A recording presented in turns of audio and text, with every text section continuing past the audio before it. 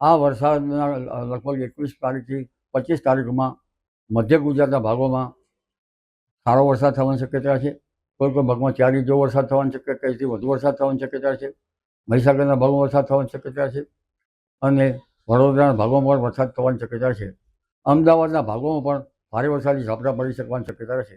ગાંધીનગરના ભાગોમાં પણ ભારે વરસાદી ઝાપટા પડી શકવાની શક્યતા છે. આ ઉપરાંત ઉત્તર ગુજરાતના ભાગોમાં હળવાથી માંડીને 2 કે 3 ઇંચ કે તેથી વધુ વરસાદ થવાની શક્યતા છે. સાબરકાંઠા, અરવલ્લીના ભાગોમાં પણ વરસાદ થવાની શક્યતા છે. પંચમહાલના ભાગોમાં પણ વરસાદ થવાની શક્યતા છે. આ ઉપરાંત ઉત્તર સૌરાષ્ટ્રના ભાગોમાં પણ સારો વરસાદ થવાની શક્યતા છે. તારીખ 30 જુલાઈ સુધીમાં દક્ષિણ ગુજરાતના ભાગોમાં ભારેથી અતિ ભારે વરસાદ થવાની શક્યતા છે. નાની નદીઓમાં હળવા પૂર આવવાની શક્યતા રહે.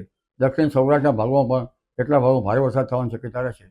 આ ઉપરાંત દ્વારકાના ભાગોમાં વધુ વરસાદ થવાની શક્યતા રહેશે. પોરબંદરના ભાગોમાં વધુ વરસાદ થવાની શક્યતા રહેશે. જામનગરના ભાગોમાં હળવા ભારે વરસાદી ઝાપટા પડવાની શક્યતા રહેશે.